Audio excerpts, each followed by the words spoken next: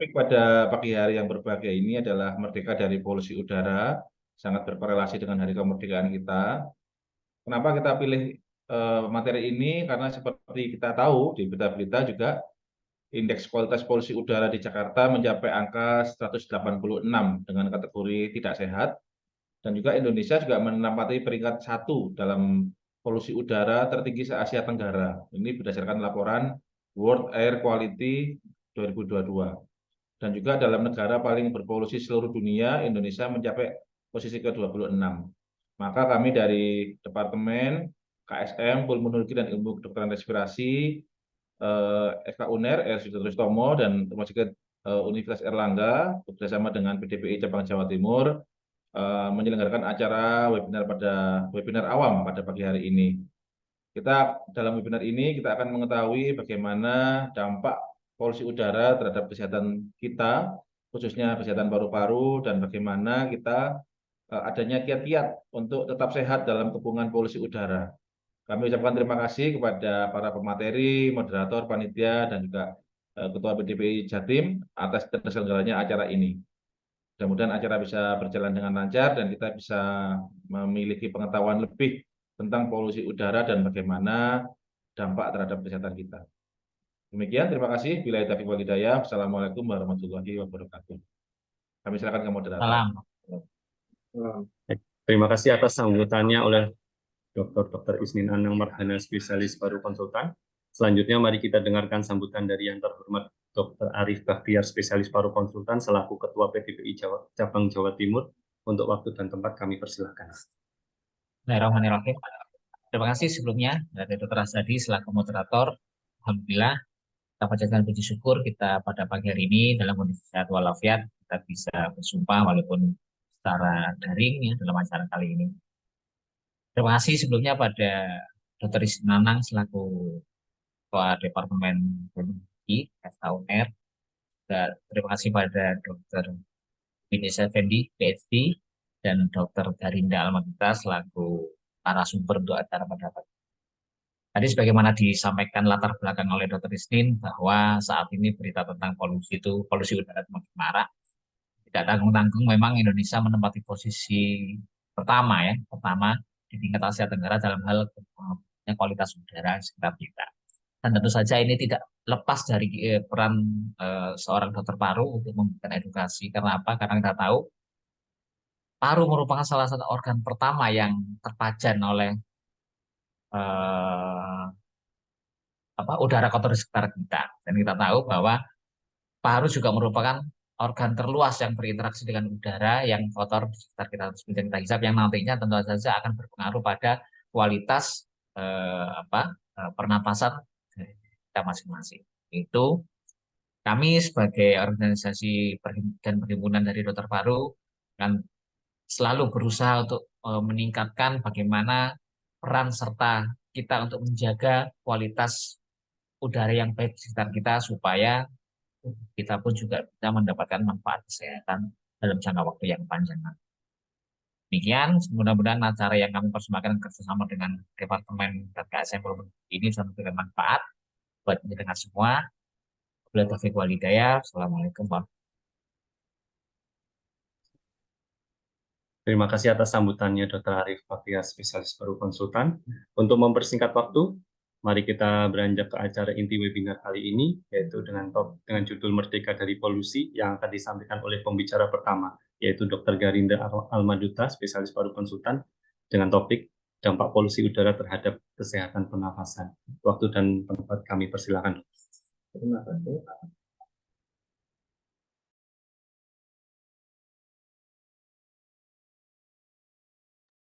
Ini CV beliau saya bacakan.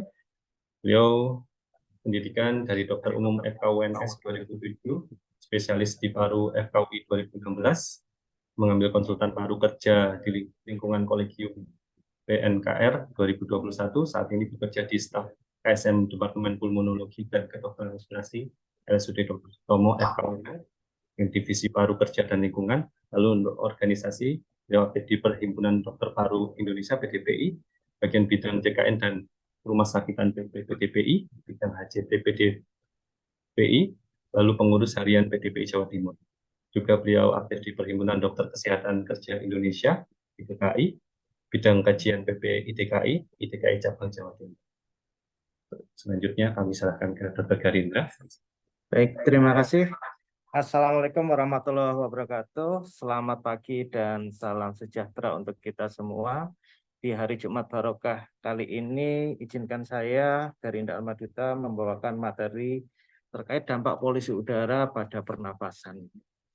Terima kasih atas kesempatan yang diberikan kepada Kepala Departemen Pulmonologi dan Ilmu Kedokteran Respirasi, serta Ketua PDPI Perhimpunan Dokter Paru Indonesia Cabang Jawa Timur, dan seluruh panitia atas kesempatan yang diberikan dalam mengedukasi masyarakat. Materi ini cukup menarik. Kenapa? Jadi mungkin kita kembali mundur dahulu pada bulan Juni 2023. Kita sempat masuk menjadi nomor 1 sebagai kota terpolusi di dunia. Jadi Jakarta waktu itu menembus suatu angka yang lumayan cukup tinggi, menjadi kota terpolusi di dunia. Kalau kita lihat bulan Juni pada tahun 2023 kemarin, sebetulnya sudah mulai ada isyarat ataupun sudah mulai ada tanda-tanda bahwa masalah polusi udara ini sudah mulai mengganggu kehidupan sosial kita. Saat konser, mungkin ada yang merasakan artis dari luar negeri datang dengan terbatuk-batuk. Bahkan sudah mulai teridentifikasi oleh beberapa kedutaan besar dan juga beberapa tamu asing bahwa udara di Jakarta tidak cukup sehat. Dan pada bulan Juli, ternyata di beberapa kota di Indonesia, polusi udara ternyata sudah melewati 12 kali di atas angka normal dari WHO. Ada apa dengan Indonesia, khususnya beberapa kota besar? Nah, ternyata pada bulan-bulan tersebut, ternyata adalah terjadi bulan-bulan yang tidak sehat terkait polusi udara. Kalau kita ambil contoh beberapa kota, tidak hanya Jakarta, kita ambil aja Surabaya, tempat kita berada. Ternyata kita cukup sedikit hari-hari yang sehat menurut patokan angka WHO. Jadi kalau kita lihat ternyata di bulan Juni dan Juli, itu kualitas udara di kota-kota tersebut tidak cukup baik. Nah, kita berangkat ke apa yang terjadi di bulan Agustus 2023. Ternyata walaupun Sabtu Minggu, udara juga ternyata adalah udara yang tidak sehat. Dan hampir di seluruh kota di Indonesia panelnya warnanya merah. Bahkan Bapak Presiden kita, Bapak Jokowi, mengalami batuk-batuk yang tak kunjung sembuh. Dan bahkan sampai ada suatu program bahwa kita akan kembali seperti PPKM atau working from home karena kualitas udara di kota Jakarta cukup buruk. Nah, bagaimana dengan Surabaya? Surabaya berikut saya ada beberapa data. Di bulan Juli 2023, ternyata kota Surabaya hampir tidak jauh berbeda dengan kota Jakarta polanya, namun kita masih lebih baik, walaupun kalau kita lihat per angka satuan, tetap kita itu berkali-kali lipat di atas angka pedoman WHO. Nah, apa yang terjadi? Yang terjadi adalah karena adanya polusi udara. Nah, apa itu polusi udara? Polusi udara, saya menggunakan istilah yang digunakan WHO, adalah akumulasi berbagai bahan berbahaya yang ada dalam udara yang cukup dapat menimbulkan berbagai efek pada manusia. Tidak hanya manusia saja, hewan, dan juga vegetasi serta material yang lain. Polusi udara adalah suatu silent killer, memiliki bahaya laten. Bahkan penelitian di WHO sudah menyatakan bahwa setiap tahun 7 juta orang meninggal akibat polusi udara. Polusi udara ini juga meningkatkan risiko lingkungan terhadap berbagai penyakit. Tidak hanya penyakit paru, namun penyakit jantung dan juga stroke. Dan di negara kita, polusi udara itu cukup tinggi. Lalu dari mana asalnya polusi udara? Polusi udara yang kita hirup ini sebagian besar berasal dari aktivitas manusia. Aktivitas apa saja? Kalau kita lihat aktivitas ini cukup ada sering di tempat kita, seperti pembakaran biomas di rumah, itu juga sudah menimbulkan polusi udara. Transportasi kendaraan bermotor, baik menggunakan diesel maupun menggunakan bensin, industri di sekitar kita, kebakaran hutan dan lahan, pertanian, pengolahan dan pembakaran sampah, serta produk dari alam itu sendiri. Nah, sumber polusi udara itu yang tadi saya sebutkan itu kalau kita lihat persentasinya tertinggi memang salah satunya adalah asap yang berasal dari knalpot kendaraan. Namun kalau kita perhatikan dari data yang saya sampaikan, polusi udara itu juga terpengaruh oleh musim. Indonesia mengenal 2 musim, yaitu musim penghujan dan juga musim kemarau. Dan berbagai aktivitas itu juga berpengaruh terkait tidak hanya asal knalpot kendaraan, tetapi pembakaran batu bara itu juga menyumbang 14%. Aktivitas konstruksi, pembakaran terbuka atau biomasa atau bahan bakar lainnya, debu di jalan, serta ada aerosol sekunder yang sifatnya alami, khususnya pada kota-kota yang di sekitarnya ada lautnya. Kalau di musim kemarau kurang lebih sama, tetapi ada juga partikel tanah tersuspensi dan aerosol sekunder yang menjadi penyebab dari polusi udara. Nah, polusi udara yang tadi saya sebutkan itu sumbernya itu menyumbangkan sebagai salah satunya adalah PM2,5. Pasti para hadirin bertanya-tanya, kenapa sih kata-kata PM2,5 kemarin itu kok mulai muncul? Apa itu PM2,5? Jadi saya kembali lagi, kalau kita berbicara polusi udara, kita juga berbicara mengenai kualitas udara. Kualitas udara yang kita hirup itu sebetulnya ada alat ukurnya. Alat ukurnya kalau di Indonesia, kalau Bapak Ibu sering lewat di jalanan jalur hijau itu ada alat namanya ISPU. ISPU itu adalah alat yang menampilkan indeks standar pencemaran udara. Ada dasar hukumnya adalah Peraturan Menteri Lingkungan Hidup. Di situ dia menampilkan berbagai skala. Ada juga yang disebut sebagai Air Quality Index. Nah, kemarin ada perdebatan kenapa sih kok kita sudah melewati batas, karena batas itu sebetulnya bisa kita hitung. Nah, batas tersebut kita hitung melalui skala. Jadi kalau disebut udara bersih, itu kalau skala indeksnya itu tidak melebihi 50. Ketika terjadi polusi, dia angkanya skala indeksnya akan meningkat. Baik menggunakan skala ISPU maupun menggunakan skala Air Quality Index. Nah, ketika terjadi peningkatan skala pencemaran, apa yang terjadi? Pada beberapa orang kelompok risiko tertentu dia akan rentan. Ya, rentan terhadap polusi udara. Contohnya adalah anak-anak, orang tua, orang-orang yang sebelumnya sudah ada penyakit jantung dan paru, orang-orang dengan genetik tertentu, dan masyarakat dengan masalah sosial ekonomi tertentu. Polusi udara ini rentan terhadap mereka. Kenapa? Karena kalau terhirup dapat menimbulkan berbagai macam reaksi. Nah, saya balik lagi ke polusi udara. Sebetulnya secara umum polusi udara itu apa sih?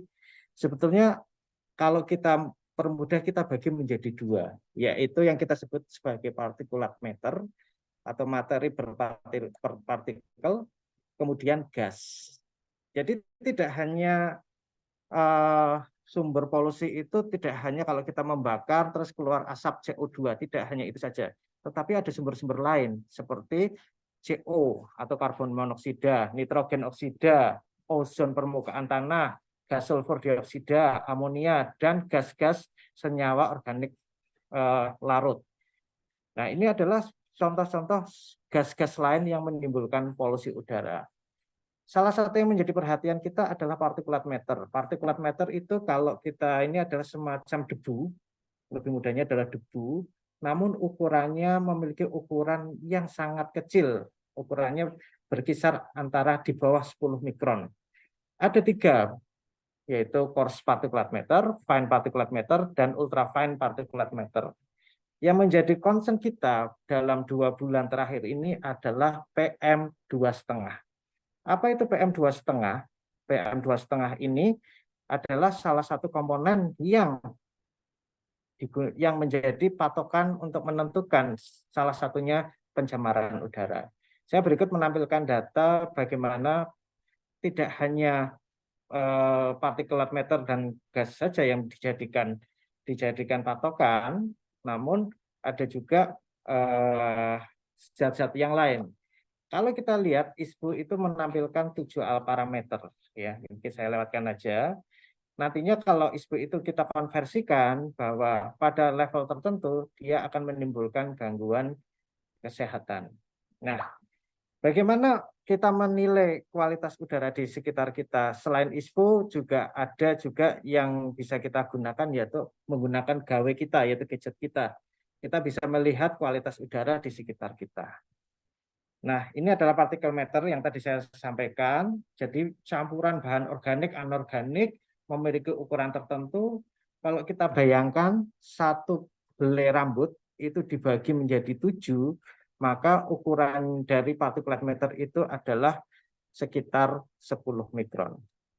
Nah, kalau partikel meter itu terhirup ke dalam saluran nafas dan juga zat-zat polusi yang lain, maka untuk pada partikel tertentu kalau dia ukurannya besar sekitar 10 mikron, maka dia dapat mengalami filtrasi, sedimentasi pada saluran nafas bagian atas.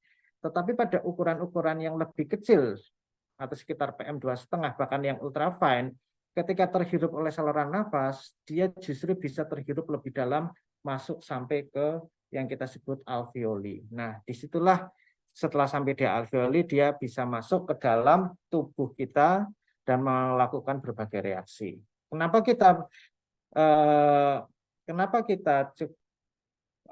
perhatian dengan PM ini? Karena apa? Setiap peningkatan 10 mikrogram per meter kubik PM di atas ambang batas, yang terjadi adalah terjadi peningkatan kunjungan rumah sakit dengan keluhan respirasi. Ada beberapa peningkatan kunjungan ke IGD dan juga ada peningkatan kejadian pada seperti pneumonia.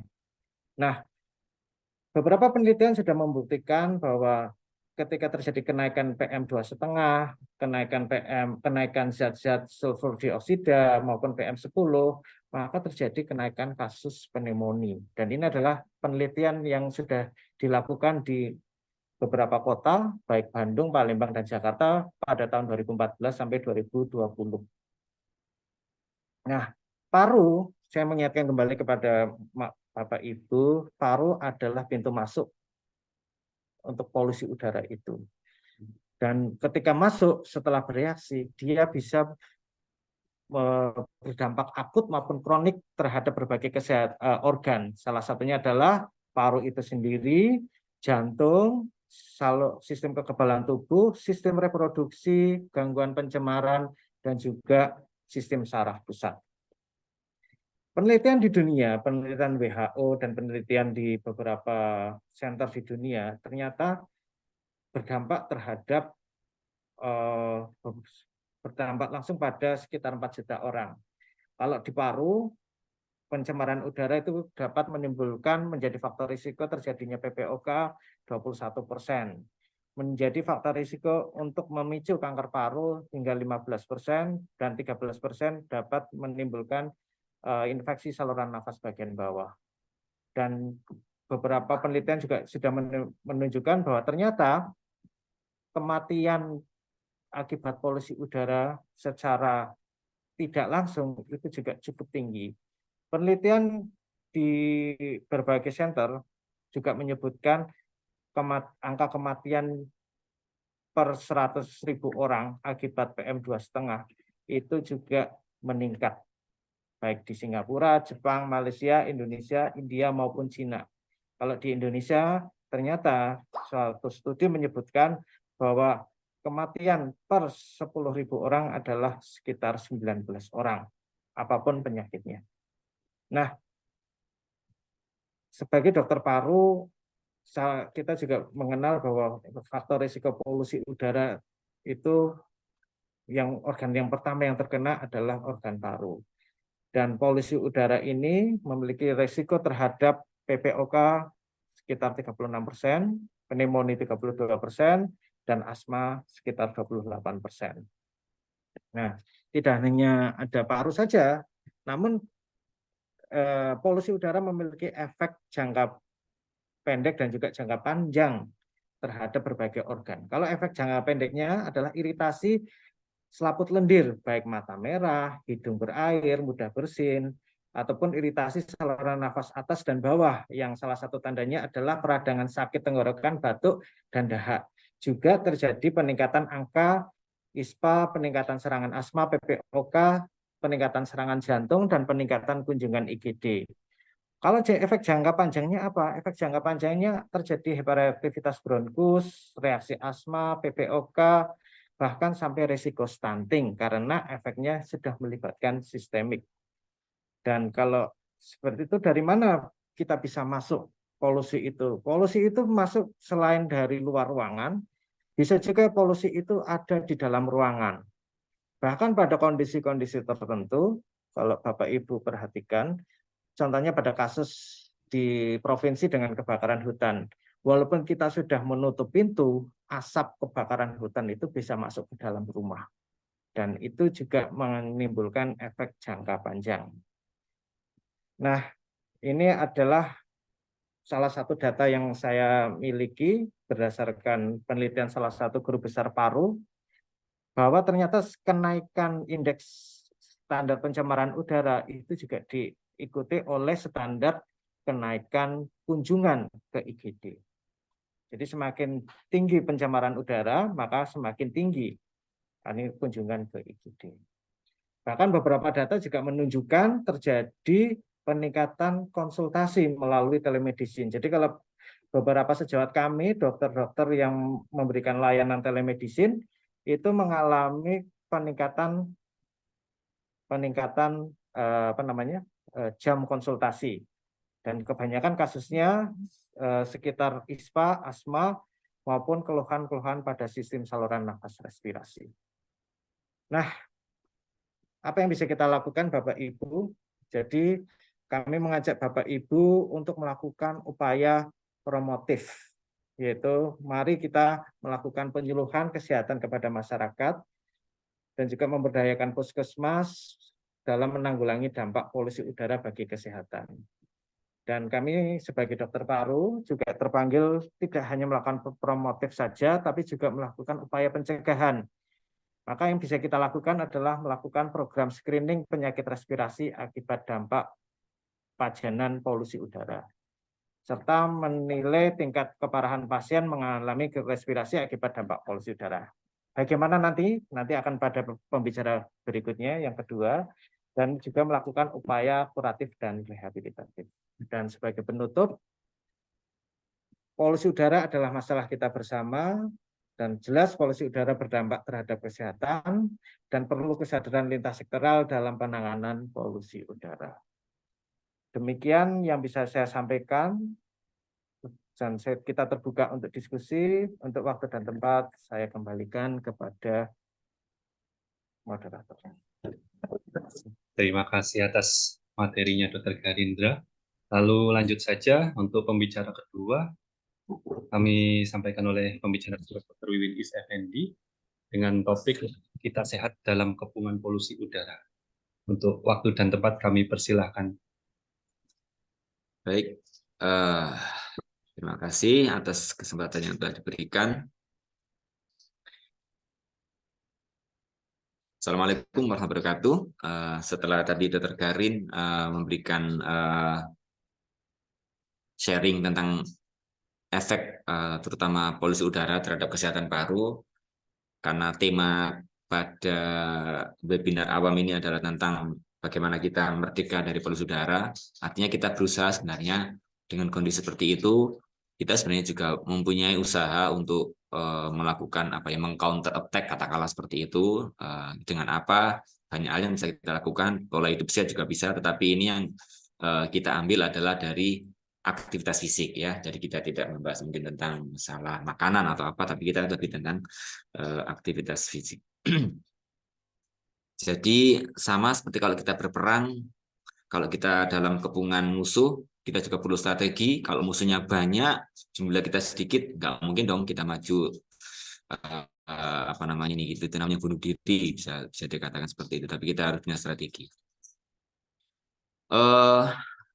Ini adalah gambaran yang tadi digambarkan Dr. Garin. Jakarta memang menjadi pusatnya, sehingga indeks kualitas indeks quality air-nya itu yang dilihat bisa ini cukup tinggi ya, lebih dari 150-an rata-ratanya, mau pagi, mau siang, mau malam pun tetap sama. Jadi mungkin kalau turun-turun mungkin levelnya mungkin hanya oranye atau kuning gitu, enggak, rasa-rasanya kecil kalau bisa menjadi hijau itu.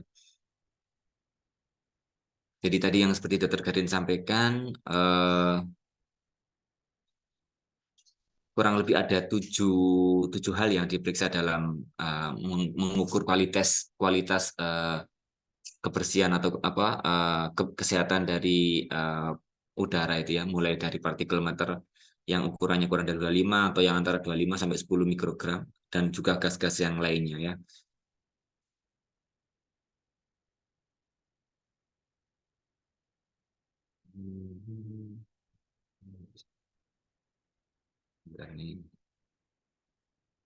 Oke.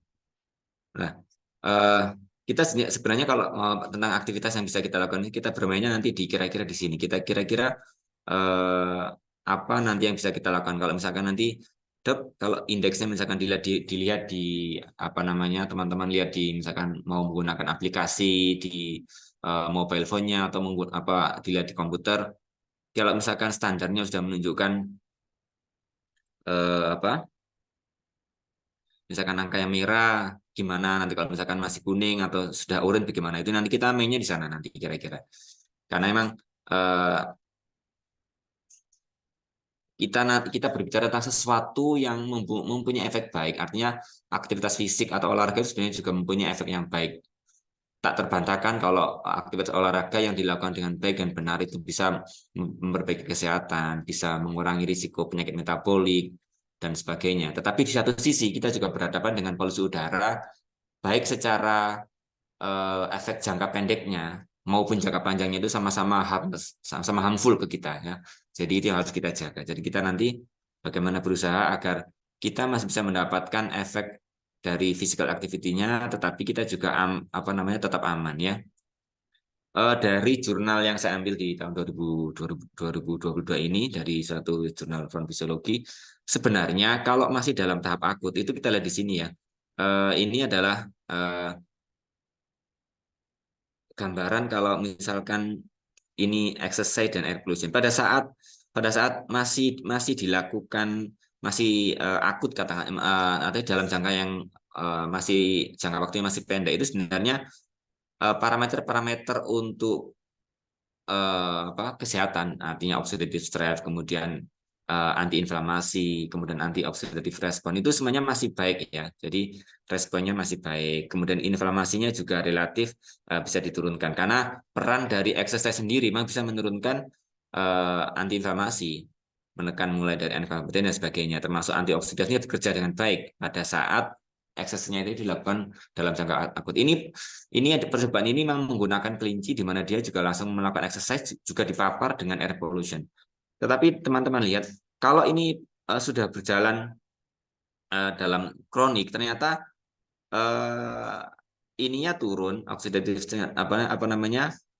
antioksidatif responnya ini turun, tapi ini juga inflamasi mulai naik. Nah, ini lama-lama kelamaan bisa ini. Jadi nanti dari sini aja kita sudah bisa ini, bahwasanya kalau misalkan kondisinya itu air polusinya itu semakin panjang, semakin lama atau semakin besar, grafiknya ini bisa terbalik, yang efek baiknya dari ekses ini bisa ini. Nah, nanti kita apa yang akan kita lakukan kalau misalkan untuk mendapatkan efek yang baik ini gitu. Nah, sebenarnya kalau misalkan tadi itu dari gambaran, kalau misalkan dilakukan secara singkat itu pengaruh ini kan jelas ya, apa namanya, polutan-polutan ini menimbulkan hal seperti ini, mulai dari gangguan fibrosis sampai gangguan sistem kapiler dan sebagainya. Jadi, tetapi dengan melakukan aktivitas fisik ini sebenarnya ada perbaikan. Inflamasinya diperbaiki, kemudian tingkat kadar reaktif oksidatif spesiesnya juga bisa diturunkan. Ini kalau dilakukan dalam jangka pendek. Nah, ternyata kalau dilakukan secara dalam jangka waktu panjang ini sebaliknya ya. Jadi ternyata ini misalkan ya. Jadi ini jadi kita bicara tentang waktu dan juga kadarnya. Jadi kalau misalkan kadarnya itu rendah, jadi kalau misalkan ini masih rendah, itu masih bagus lah. Jadi efek positif dari exercise-nya itu masih bisa mengimbangi efek negatif dari polutan-polutan. Kalau sifatnya masih rendah ya, karena nggak mungkin kita katakanlah hidup di Surabaya, Anda mau mencari suasana yang kualitas indeksnya itu hijau, rasa-rasanya kecil, kecuali kalau mau dilakukan di daerah pesawahan, daerah tandas atau mana itu kecil sekali kemungkinan itu ya. Jadi ini realita yang kita hadapi di Indonesia. Bahwasanya kita kalau berharap maunya hijau sekali itu mungkin agak susah. Tetapi kita bermain di situ sehingga kalau misalkan kualitas indeksnya itu sudah kira-kira misalkan kandang seperti ini dari gambaran ini dari gambaran penelitian ini menunjukkan bahwasanya kalau ini masih low atau moderate itu masih bagus dia. Tapi kalau sudah high level lah, sudah nggak dianjurkan ini, sangat nggak dianjurkan ini. Kalaupun masih melakukan aktivitas, bisa dilakukan secara indoor, ya, dilakukan secara indoor. Atau intensitasnya jangan terlalu lama. Nanti yang akan kita singgung juga. Ya, jadi ini kebetulan pembahasannya di kardioprotektif, di bagian kardiovaskular. Tetapi prinsipnya bisa kita gunakan di sistem tubuh yang lainnya. Jadi kalau dalam jangka waktu yang dilakukan dalam intensitas yang cukup, kemudian waktunya juga cukup, ini bisa memberikan protektif untuk tubuh kita, ya. Jadi ini running in low polluted air itu masih bisa memberikan manfaat, memberikan perlindungan terhadap tubuh kita. Tapi kalau sudah dilakukan dalam kondisi yang berat, ini mungkin ada yang tanya, Dok, bagaimana Dok besok medik airan? Ya itu sudah ini. Makanya kita berusaha nanti misalkan acara lari misalkan di FK besok misalkan medik airan yang minggu lusa ini ya kita gimana lagi ya, kita berharap semoga waktunya pagi dan kendaraannya bisa kita semoga bisa ini. Semoga ini juga nanti bisa membuat para yang ikut lari nanti bisa agak lebih cepat nanti larinya biar selesai sebelum nanti kendaraannya sudah pada turun ke jalanan. Jadi apa yang sebenarnya kita bisa lakukan? Nah, ini yang perlu kita adik-adik teman-teman BPDS dan para Bapak Ibu yang menghadiri Zoom ini. Kita perlu mengenal tipping point dan break even point. Istilah ini sebenarnya istilah umum ya, istilah bukan hanya di bidang medis, tetapi ini secara umum. Bahasanya ada kondisi di mana tipping point ini maksudnya ini adalah kondisi ideal di mana exercise itu bisa memberikan manfaat yang optimal. Nah, ini tergantung aktivitasnya. Kalau misalkan lari itu begini, kalau misalkan bersepeda itu begini, kalau renang itu gini. Ini nanti teman-teman bisa melihat itu ada ini. Kalau ada yang kemarin saya baca, misalkan kalau bersepeda itu kira-kira 3-4 jam itu sudah bisa memberikan ini. Kalau lebih dari itu tergantung. Jadi semuanya tergantung ini. Kita tidak panduannya banyak. Jadi tapi yang penting kita memahami bahwasanya ada istilah tipping point. Jadi kita mendapatkan ini aja cukup ini. Kalau cycling ini 60 menit per hari ya. Ini gambar dari cycling ini. Nah, kalau ini dilakukan dalam kondisi level partikelat meter 2.5-nya ini antara 50 ya. Ini masih lumayan lah, masih aman ini. Tidak sampai melebihi 100, kalau 100 sudah ini. Nah, jangan sampai nanti kita karena sekarang itu kan exercise itu menjadi gaya hidup atau apa sehingga berlebihan, sehingga kalau udah masuk ke break even point useless nanti ini ya, akan bisa meningkatkan risiko dari air pollution itu sendiri. Malah kita tidak mendapatkan apa-apa. Jadi kita berharap kita bisa mencapai titik ini sehingga kita bisa mendapatkan efek dari exercise, tetapi bisa meminimalkan potensi bahaya dari polusi udara itu sendiri. Dok, bagaimana Dok kalau saya berolahraga menggunakan masker? Nah, ini ada penelitian yang menarik dari Scandinavia Genomic and Science Sport 2001. Ini mereka memang tidak banyak jumlah subjeknya yang diperiksa.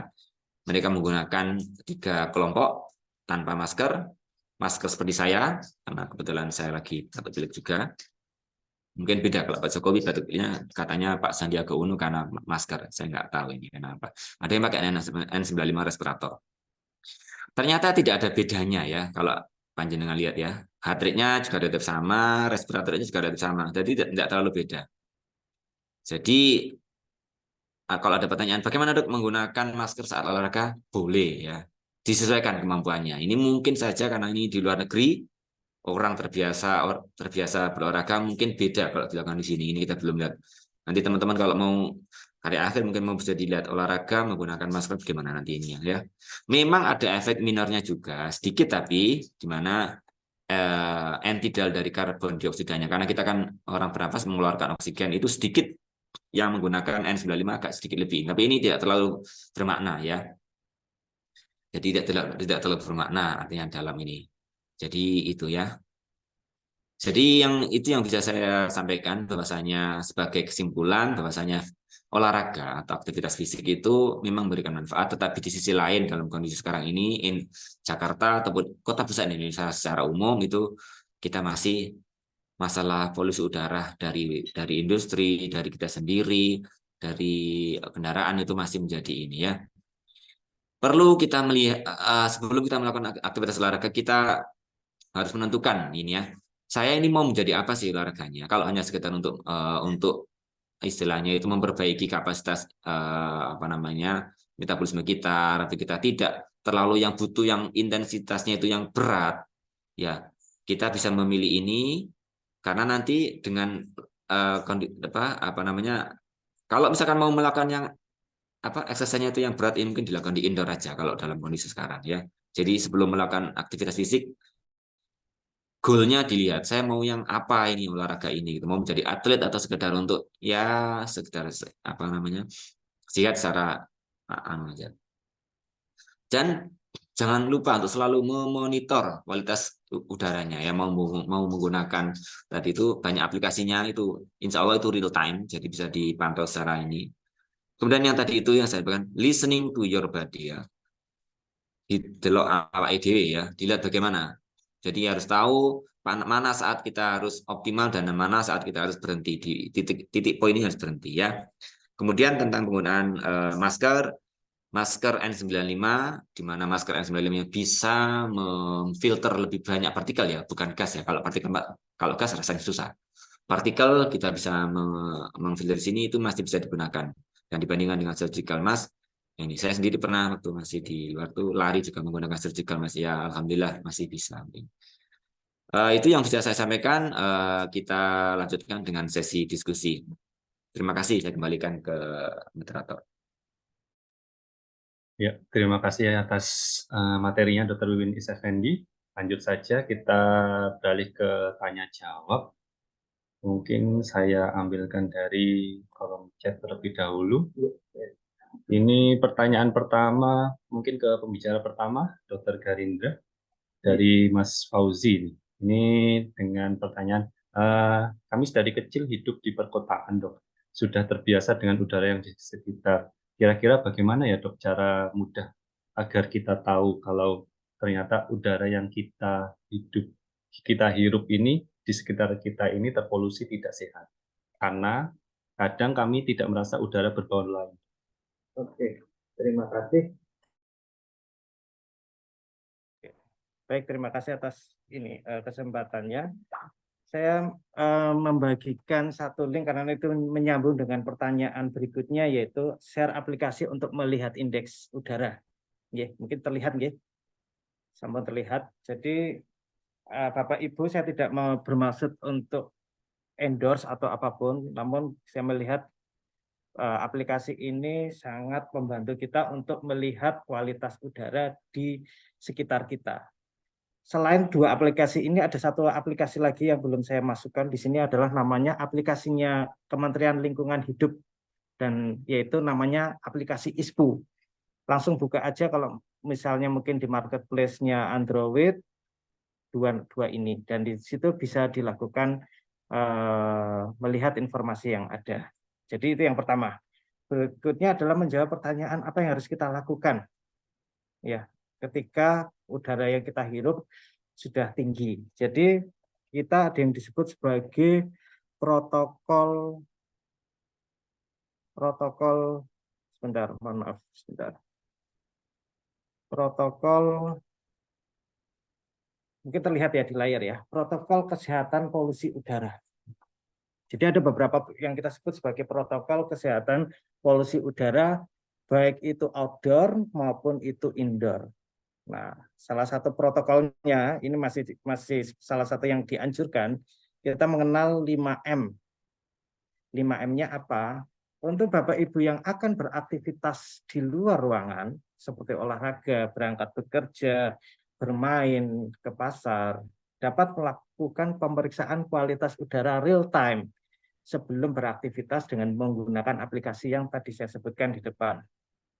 Dan ketika ternyata tidak sehat, hal yang pertama adalah yang bisa kita lakukan adalah menghindari.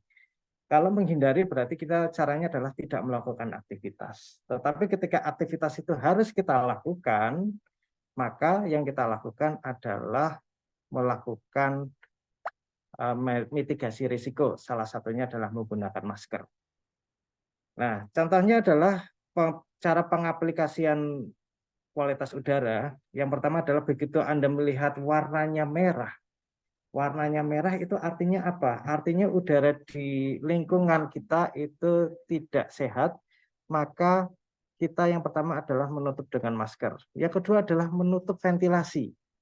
Yang pertanyaannya, kenapa kok ventilasinya ditutup? Iya, karena udara itu terutama PM2,5 itu bisa menyusup melalui celah-celah dan masuk ke dalam ruangan.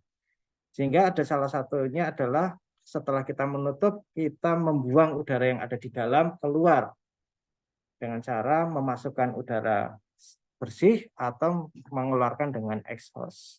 Itu adalah salah satu upaya dalam menurunkan tingkat pencemaran. Berikutnya adalah ketika polusi udara di sekitar kita cukup tinggi, maka yang kita lakukan adalah juga jangan menambah polusi. Jadi kita juga jangan menambah polusi seperti membakar sampah. Jadi kalau sudah pekat ya kita juga jangan membakar sampah. Ya, akan semakin pekat. Berikutnya mengenai masker. Jadi ada beberapa masker yang bisa digunakan. Kalau yang tertinggi mungkin N95, ada juga yang namanya KF94, ada juga masker HEPA filter. Mungkin Bapak Ibu bisa searching tentang masker HEPA filter yang bisa menyaring PM2,5. Berikutnya ada juga masker kalau Bapak Ibu suka gowes, itu masker yang digunakan untuk gowes juga ada yang bisa menyaring PM2,5. Nah, memang semua itu cukup mahal ya kalau kita lihat. Maka upaya yang paling penting adalah turunkan angka polusi udara. Berikutnya adalah memperkuat daya tahan tubuh dengan cara makanan bergizi. Sama seperti yang tadi disampaikan oleh pembicara kedua, Dr. Wiwin, tingkatkan konsumsi antioksidan. Kenapa? Karena itu tadi sudah disebutkan, polusi udara akan meningkatkan stres oksidatif di dalam tubuh. Salah satu upaya menurunkan stres oksidatif atau radikal bebas yang ada di dalam tubuh kita adalah dengan mengkonsumsi makanan yang mengandung antioksidan. Hal yang juga sama ketika kita ada polusi di dalam ruangan, yaitu menggunakan aplikasi real time, menutup ventilasi saat polusi udara tinggi, menggunakan pemurni udara HEPA filter, menjadwalkan aktivitas masak untuk mengurangi pajanan asap, serta mengubah kompor gas menjadi kompor induksi. Mungkin itu adalah beberapa tips yang bisa saya sampaikan terkait dengan protokol kesehatan polusi udara. Saya kembalikan selanjutnya ke moderator. Baik, terima kasih atas jawaban yang luar biasa dari Dr. Garindra. Ini ada pertanyaan lagi, tapi ini untuk moderator kedua, Dr. Wiwin. Ini dokter izin bertanya, ini dari Mas Andika. Dokter izin bertanya, dokter, kalau misal sudah terlanjur merokok, kemudian sulit untuk mengurangi, adakah kiat untuk menjaga kesehatan paru-paru kita? Sudah merokok dan ini menarik ya. Saya pernah terkait dengan merokok ini memang ini ya. Jadi saya belum mengecek secara langsung, tapi saya pernah membaca Twitternya Dr. Erlina Burhan, staf dari ini.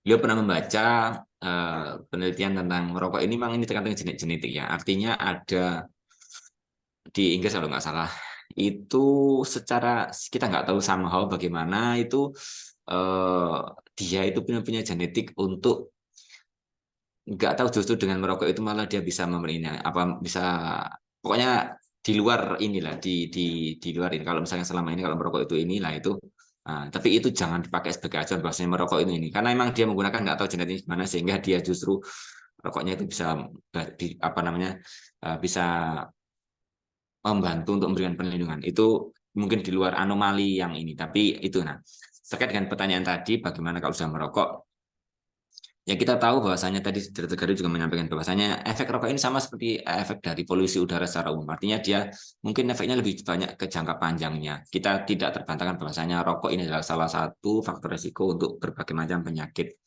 mulai dari kanker ataupun penyakit infeksi yang lainnya ataupun penyakit kronik yang lainnya termasuk BPOK. Sarannya untuk bisa berhenti ya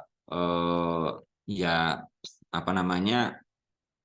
Biasanya kalau mau berhenti itu saya berhentinya satu dulu aja dok apa namanya saya hisap satu aja nonsen kalau seperti itu kalau mau berhenti ya langsung berhenti nggak ada ceritanya harus ya dokter Garin ya nggak ada ceritanya saya hisap satu batang dulu aja itu kan efek nikotinnya akan masih terus gitu loh jadi efek apa namanya ketergantungannya ini kalau emang mau berhenti ya udah berhenti nggak ada ceritanya harus mau saya hisap satu batang dulu nah nanti kalau memang sudah bisa mulai berhenti terus ya mulailah memperbaiki gaya hidupnya ya apa namanya olahraganya kemudian apa rutin untuk membersihkan kesehatan ya karena yang sering kita dapatkan tuh gangguan dari merokok ini jarang didapatkan usia 30 itu mungkin tapi kecuali mungkin kalau yang menggunakan vape sekarang ya itu lebih ini karena dia ada unsur panasnya jadi lebih ini kalau rokok yang konvensional mungkin lebih ini jadi saya rasa kalau mau kiatnya ya sudah berhenti merokok berhenti nggak usah pakai yang ini karena kita belum mempunyai katakanlah misalkan poli berhenti semua belum ya tergarin ya kita belum berjalan ya tergarin ya terkait dengan ini ya jadi kalau kita belum ada ini ya itu aja apa langsung berhenti secara ini mungkin dokter Karin ada tambahan dok. Terima kasih. Saya mungkin menambahkan dari sisi yang agak berbeda ya. Jadi ketika Anda sudah ada keinginan berhenti merokok, Anda ada handphone atau pinjam handphone di kanan kiri Anda atau tetangga, pacar, istri, orang tua, coba telepon nomor ini. 0800 177 6565. Saya menangkap Pak Andika ada keinginan untuk berhenti merokok. Nah, coba telepon ini dulu. Nah, nanti gimana sih sebenarnya cara berhenti merokok? Kalau yang bisa saya sampaikan itu ada 3, yaitu berhenti seketika, penundaan, dan pengurangan. Mungkin karena ini temanya adalah polusi udara, juga masih menyinggung rokok ya. Jadi cara berhenti merokok itu juga akan mengurangi polusi udara ya, terutama di indoor. Cara pertama berhenti seketika itu banyak yang berhasil. Namanya cold turkey. Ini namanya kalau Bapak Ibu lihat di YouTube atau di mana di TikTok namanya cold turkey. Yaitu berhenti seketika. Biasanya orang-orang yang punya keinginan kuat, punya nadar, saya setelah haji atau setelah punya anak saya akan berhenti merokok. Nah, itu contoh ada yang berhasil dengan nama metode cold turkey. Berikutnya adalah cara penundaan. Penundaannya bagaimana? Menunda merokok setiap hari itu 2 jam dari awal bangun. Ya, jadi kalau Anda bangun pukul 5 pagi, subuh setengah 5 misalnya ya, biasanya langsung pengen nyalain nyalain rokok. Semakin Anda cepat menyalakan api rokok, itu paling gampang adalah dia biasanya kecanduan. Nah, caranya gimana? Coba ditunda setiap harinya itu 2 jam, digeser untuk merokok pertama kali. Cara ketiga adalah pengurangan. Ya, awalnya 12 dikurangi menjadi 8 dan seterusnya. Itu adalah berbagai cara untuk berhenti merokok. Saya mungkin lebih ke arah supaya waktunya terbatas, cobalah Anda telepon nomor ini. Mungkin jawaban dari saya itu. Terima kasih. Ya, terima kasih atas paparannya Dr. Wiwin dan Dr. Garindra. Mungkin ada satu pertanyaan lagi nggak Dokter ya? Ini saya tanyakan ke Dr. Wiwin masalah olahraga Dokter. Jadi mungkin jenis olahraga apa dan berapa lama waktu olahraga yang bisa kita lakukan yang aman pada lingkungan berpolusi Dokter? Baik, jadi itu tadi yang berkaitan dengan tipping sama break even ya. Jadi apa namanya? Yang pertama itu ditentukan dulu apa namanya jenis olahraganya itu apa. Jadi kita harus menentukan dulu kita mau melakukan olahraganya seperti apa. Artinya kalau kita panduannya itu yang pasti panduannya kalau kita mau melakukan aktivitas yang intensitasnya berat itu sebisa mungkin jangan melakukan outdoor pada kondisi seperti ini loh ya. Jadi jangan dilakukan outdoor. Kemudian kalau misalkan hanya low sampai medium gitu boleh dilakukan outdoor dengan tetap tadi itu memandu ini. Kalau tadi dilihat dari ininya optimalnya ya seperti tadi itu kalau misalkan cycling itu kurang lebih per harinya berapa tadi 60 menit ya. Kira-kira itu sudah cukup kalau misalkan ini ya untuk bisa mendapatkan efek optimal. Kalau lebih dari itu mungkin apalagi kalau sekarang ya. Lebih kalau dari sekarang dengan kondisi tadi pagi mungkin dicek di akinya serap itu berapa 100 berapa udah kalau ada yang ngecek. Kalau udah dari seperti itu saya rasa lebih dari 2 jam apa segalanya itu ya sangat ini berpotensi ini. Dan permasalahannya kan itu efek ini kan tidak bisa apa namanya efek ini kan tidak bisa dilihat dari sekarang. Artinya kan risetnya itu kan panjang ya. Artinya nggak bisa misalkan kalau misalkan kita berolahraga sekarang, kemudian kita ini langsung dilihat efeknya saat ini paling kita hanya bisa melihat parameter-parameter inflamasinya, parameter itu. Tapi efek secara umumnya itu nanti kan harus dilihat sangat apa panjang gitu. Jadi kalau ditanyakan tentang olahraga yang ini ya, saya rasa setengah sampai 1 jam itu sudah cukup lah untuk mendapatkan ini dengan tetap memantau ininya ya. Pokoknya kalau indeks R-nya itu udah orange, wah udah saya sarankan jangan di luar. Minimal kuning lah, itu low aja itu. Begitu dok. Baik, terima kasih Dokter. Mungkin masih ada waktu sedikit 5 menit ya. Ini ada satu pertanyaan lagi mungkin untuk Dokter Garin. Ini dari Mbak Sanina. Ini izin bertanya dokter, bagaimana pendapat dokter mengenai penggunaan air purifier dalam ruangan yang dianggap membersihkan polusi dari udara yang kita hirup? Terima kasih. Oke, terima kasih. Baik, tadi sempat saya sebutkan pada salah satu protokol ya, protokol apa namanya? Protokol kesehatan polusi udara dalam ruangan atau indoor air pollution protocol ya. Jadi penggunaan pemurni udara yang berbasis HEPA filter dapat digunakan. Jadi kalau pendapat saya tetap bisa digunakan, namun yang perlu diperhatikan adalah data teknis dari HEPA filter tersebut. Kalau misalnya tadi menyebutkan HEPA filter, maka data teknis yang digunakan sebagai HEPA filter itu. Jadi seberapa besar ruangan Anda dan seberapa besar kemampuan alat pemurni udara berbasis HEPA filter. Dan berikutnya adalah penggantian dari filternya itu sendiri juga perlu diperhatikan. Jadi kita sudah beli HEPA filter, tapi filternya tidak pernah diganti juga tidak akan maksimal, tidak akan optimal. Dan pendapat saya terakhir, penggunaan HEPA filter masuk dalam protokol kesehatan polusi udara dalam ruangan. Demikian yang bisa saya sampaikan. Terima kasih. Baik, atas jawabannya terima kasih Dokter Karin. Saya tambahnya tadi itu ya, yang tadi masalah olahraga. Baik, telah selesai acara webinar kali ini. Jikalau masih ada pertanyaan yang belum terjawab, semoga nanti dapat terjawab di kesempatan yang di waktu yang lain.